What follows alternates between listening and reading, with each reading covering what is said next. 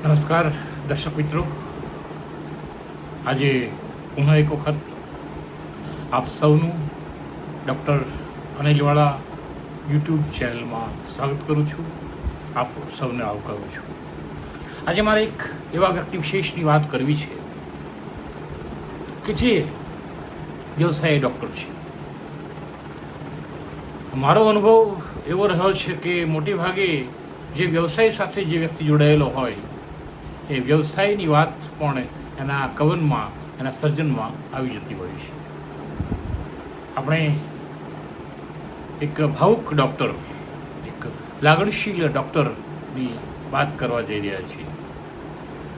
એ હું જે ડૉક્ટર છું એ તો ભાષાનો ડૉક્ટર છું, પણ પીએચડી છું, પણ આ ડૉક્ટર તો તબીબ છે.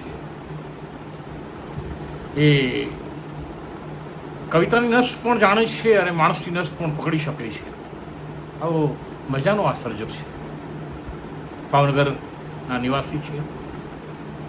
મારા એક સારા મિત્ર છે.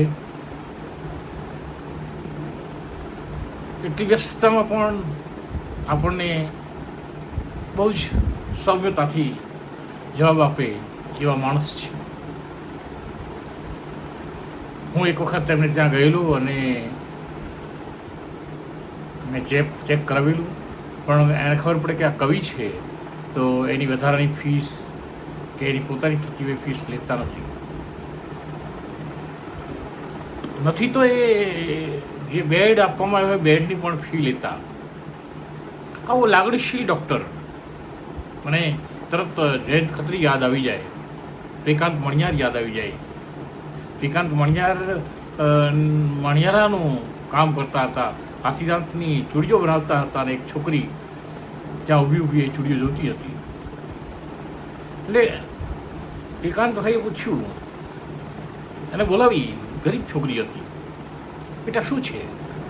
કંઈ નહીં કાકા, કે તો ખરી, મારે આ ચૂડીઓ ખરીદવી છે પણ મારી પાસે. અરે અરે, એમાં શું, આજે મારો જન્મદિવસ છે, હું આજે તને ભેટ આપું છું. એમ કરીને શ્રીકાંતભાઈ એને ચૂડીઓ બનાવી, એનું માપ લઈને એની ચૂડી બનાવી આપે છે અને એને આપે છે. આટલી મોંઘીદાટ ચૂડી એને આપે છે. ત્યારે એક કવિ ત્યાં બેઠા હોય છે, એ કહે છે કે તમે આટલી મોંઘીદાટ ચૂડી આ છોકરીને સાવ મફતમાં આપી દીધી. ત્યારે શ્રીકાંત મણિયાર કહે છે કે એના પ્રેમથી વધારે કિંમત મારી ચૂડીની નહોતી, એની લાગણીથી વધારે કિંમત મારી ચૂડીની નહોતી. આ કવિનું હૃદય છે. તમે સમજી જ ગયા હશો કે હું કોની વાત કરવા જઈ રહ્યો છું. ખત્રી સાહેબ પણ, જૈન ખત્રીની વાત કરું છું, વાર્તાકાર. એ વાર્તાઓમાં પણ માણસની લાગણીની નસ પારખનારા ડૉક્ટર છે. સ્વર્ગસ્થ ગુણવંત ઉપાધ્યાય આપણી વચ્ચે નથી, પણ એમની પાસે તાલીમ પામેલા અને ભાવનગરના કવિઓની વચ્ચે ઉછરેલા મોટા થયેલા એવા ડૉક્ટર પરેશ સોલંકી વિશની ગઝલનો પાઠ હું આજે કરવા જઈ રહ્યો છું. આમ તો ઘણા સમયથી ઈચ્છા હતી, પણ સમયના અભાવને કારણે આ વસ્તુ હું કરી શકતો નહોતો. કવિ કેવી મજાની વાત કરે છે. આજ માણસ શાનમાં તબદીલ થયો. આ તબદીલી જુઓ તમે, આવી રીતે ડૉક્ટરની ભાષા.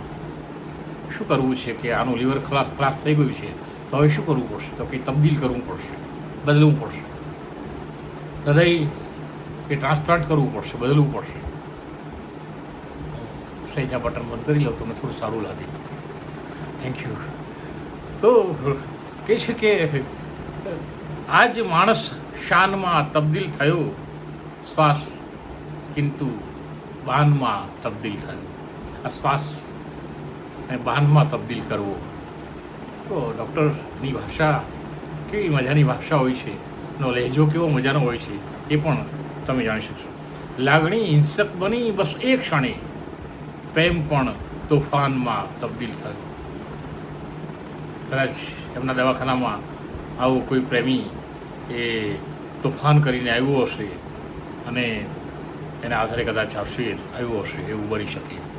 મેં કલમની ધાર માપી ત્યારથી ક્રોધ લગભગ જ્ઞાનમાં તબદીલ થયો. લાગણીશીલ વ્યક્તિ ક્રોધ કેવી રીતે કરી શકે? અને ક્રોધ કરવો તો એવો કરવો કે સામે પડેલ લોખંડ પણ ઓગળી જાય, આવું ઓશો કહેતા. ઓશો તો કહે છે કે ક્રોધ અને પ્રેમ, ગુસ્સો અને પ્રેમ એક સિક્કાની બે બાજુ છે. જેને તમે સૌથી વધારે ચાહો છો એને તમે સૌથી વધારે ધિક્કારો છો. જો તમે ધિક્કાર અને પ્રેમ એક જ સિક્કાની બે બાજુ છે, આવું ઓશો કહે છે. મેં કલમની ધાર માપી જ્યારથી ક્રોધ લગભગ જ્ઞાનમાં તબદીલ થયો. આલ્બેર કામુ પણ આ પ્રકારનું કહે છે કે always to go far that shall find the truth. હોશમાં બેહોશ જીવનભર રહ્યો. આ બેહોશીની હાલતવાળા આવતા હશે, ડૉક્ટર લોકોને બેહોશ કરતા હશે અને પછી એનું વાટકામ કે સર્જરી કરતા હશે, સર્જરી કરતા હશે. હોશમાં બેહોશ જીવનભર રહ્યો, મોત વેળા ભાનમાં તબદીલ થયો. વળી યાદ આવે, મોત વેળાની આ અયાશી નથી ગમતી મરીઝ. હોશમાં બેહોશ જીવનભર રહ્યો, મોત વેળા ભાનમાં તબદીલ થયો. મેં લખી 2-4 ગઝલો મર્મથી ને અનુસંધાનમાં તબદીલ થયો. ડૉક્ટર પરેશ સોલંકી. કવિને શુભ સવાર, પ્રભાતના વંદન. આપ સૌ મિત્રોને પણ વંદન. આપ ડૉક્ટર અનિલભાઈ યુટ્યુબ ચેનલ જોતા રહો, માણતા રહો અને વિકસાવતા રહો. આપ સૌની આ ચેનલ છે, આ કવિતાની, સાહિત્યની અને સાહિત્યની વાતો કરવાની ચેનલ છે. આભાર મિત્રો, થેન્ક યુ વેરી મચ.